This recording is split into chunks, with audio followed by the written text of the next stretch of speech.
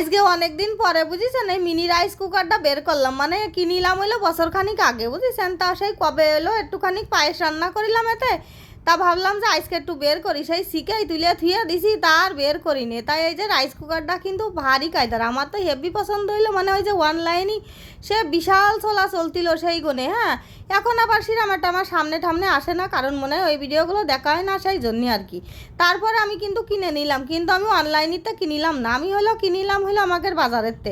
তা যাই হোক, এই যে আজকে একটুখানি নুডলসের পায়েস রানবো, কিন্তু এই যে তারটা দেখছেন, এই তারটা এত ছোট, মানে আমাদের যে সুইচ বোর্ড আছে সে সুইচ বোর্ডেতে লাগ পাই না বুঝেছেন। সেই জন্য যে আমার রাইস কুকারের তার আছে, আমার রাইস কুকারটাই টেবিলি পরেই থাকে, আমি এতে হইলো ভাত তরকারি রান্না করি, তরকারি না মানে ভাত দুধ জাল সব কিছুই রাইস কুকারেই করি বুঝেছেন।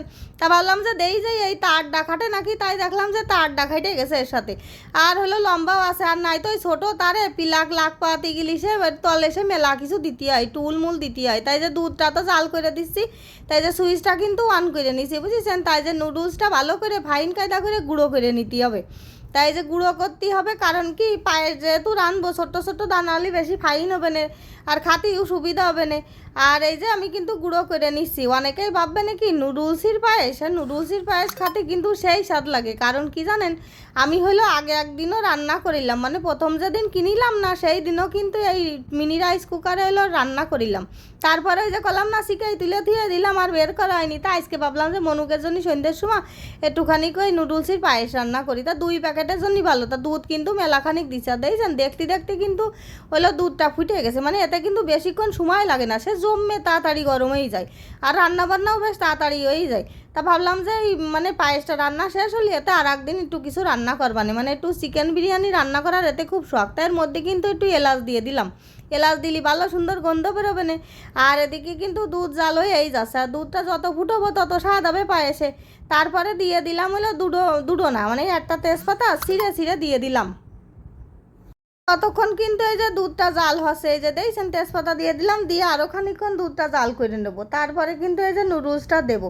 তাই এই যে দুধ কিন্তু টকবগাই ফুটতিছে, আর দুধ হইলো উতলো এসে গেছে, আমি হলো সেটুক কাটিয়ে দিছি। আর এই যে এদিকে কিন্তু নুডলসটাও ডালিয়ে দিলাম, দিয়ে এবার খানিকক্ষণ সেদ্ধ করতে হবে। আর এতে কোনো কাজ নেই, ওরে বাবা কাজ নেই মানে কি, এসে মেন কাজই তো বাকি রয়েছে, ওই যে চিনি দিতে হবে, চিনি না দিলে কি আর পায়েস হবে না। এখন পায়েস টায়েস আনতে গেলি না, দুধ যত জাল করে ঘন করে নিয়ে হয় পায়েসে তত স্বাদ হয়, কি কন আপনারা, তাই না? তা যাই হোক, এই যে নুডলসের পায়েসটা কিন্তু আপনারা রান্না করে খাইয়ে দেখতে পারেন, বাচ্চা কাচ্চাও কিন্তু হেভি পছন্দ করবে, আমার ছেলে পেলে তো সে জম্মের পছন্দ করে, আমারও খুব ভালো লাগে। তা যাই হোক, এই যে ফুটে গেছে কিন্তু, তা আমার মনে হচ্ছে কি যে দুধ একটু কম হয়ে গেছে, তাই আবার 1 গিলাস খানিক দুধ দিয়ে দিলাম ডাইলের মধ্যে। কথাই আছে না, যত গুড় তত মিষ্টি বুঝেছেন, ওই সেই কায়দা, দুধ দিলি মানে যত দুধ দিবা না তত স্বাদ হবে না, ওই জন্য আরও খানিক দুধ দিয়ে দিলাম। আর নুডলসটা তো সেদ্ধ হয়ে ফুলে যায়, ওই জন্য একটু ঘনও হয়ে যায়, আর বেশি ঘন করবো না, কারণ কি ধরেন এইটা ঠান্ডা হলেই মানে একটু মানে শক্ত শক্ত হয়ে যাবে, সেই জন্যই অবশ্যই একটুখানি মানে ঝোল ঝোল রাখতে হবে। তাই যে রান্না বান্না কিন্তু শেষ হয়ে গেছে, মানে নুডলসের পায়েসটা, মানে আপনার সাথে গল্প করতে করতে নুডলসের পায়েসটাও শেষ হয়ে গেছে। তাই যে মানে শেষ হয়ে গেছে মানে রান্না শেষ হয়ে গেছে। হ্যাঁ, তাই যে চিনি দিয়ে দিলাম, কারণ একদম রান্নার শেষে চিনি দিতে হবে, আগে দিই না আমি, কারণ কি আগে চিনি দিলি নাকি মানে পায়েসের ক্ষেত্রেও আর এই নুডলসের ক্ষেত্রেও, মানে ওই আগে চিনি দিলি নাকি ওই চাল কিংবা এই যে নুডলস সেদ্ধ হয় না, ওই জন্যই আর কি ওই সেদ্ধ করে নিয়ে তারপরে হইলো চিনি দিয়ে, তো সবাই জানে পায়েস কম বেশি সবাই রাঁধতে পারে। তারপরে ওই মিনি রাইস কুকার শখ করে কিনেছি, এতে একটু রান্নার মজাই আলাদা। তা দেখছেন, আবার অনেকেই মনে করে কি যে এতে মনে হয় মানে তরি তরকারি যাই রান্না করা ফোটে না টক বগাই, দেখছেন কিরাম টক বগাই ফুটছিল। পরে এই যে রান্না বান্না হয়ে গেছে, আন তো সুইচটা অফ করে দিতে হবে, অফ করে দেওয়ার পরেও দেখবেন সে টকবক করে ফুটতিছে, দেখছেন অবস্থাটা, আমি কিন্তু সুইচ অফ করে দিছি তারপরেও টকবক করে ফুটতিছে, কারণ অনেকক্ষণ তো গরম থাকে। এবার ওইটা সরাই থুয়ে দিচ্ছি, তারপরেও দেখছেন এইবার হলো বাটিতে আমি সব কিছু মানে এই যে পায়েসটা বাড়িয়ে নেব, কারণ এখন তো বাড়ি কেউ নেই, সন্ধ্যের সময় আমরা 3 মাইপুতি খাবো, আমার 2 ছেলে আর আমি, তাই 3টে বাটিতে এই যে পায়েসটা হলো আমি তুলে নিচ্ছি, নুডলসের পায়েস বুঝেছেন।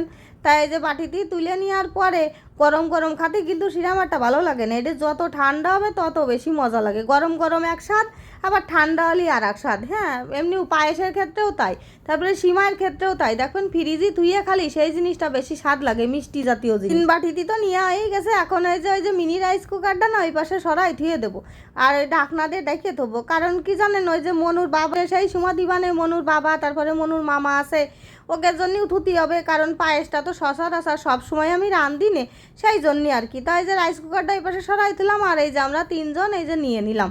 আর দেখতে কি সুন্দর হয়েছে দেখছেন। আর যদি একটুখানি কাজু কিশমিশ ঘরে থাকতো আর ওই মানে পায়েসের পরে একটু দেওয়া হয়তো আরও টেস্ট হইতো, কিন্তু ঘরে নেই, তো হঠাৎ হঠাৎ প্রোগ্রাম হয়ে যায় যে যখন যা মন চায় তখন তাই করি। তাই এই যে দেন কি সুন্দর হয়েছে, দেখলি খাতি মন চাচ্ছে না? ওই তো কিরাম করে দেবো কন্দিনই মোবাইলের মধ্যে, ওই জন্যই তো আপনাদের সাথে রেসিপিটা শেয়ার করলাম। অবশ্যই কিন্তু আপনারা একটু এরম রাইন্দে খাইয়ে দেখবেন। নুডলসের পায়েস এখনও পর্যন্ত যারা খাননি তারা অবশ্যই খাবেন। আর এই নুডলসের পায়েসটা কিন্তু আমি মেলা দিনিতেই রান্না করি, মনিরা খুব পছন্দ করে, বুঝেছেন।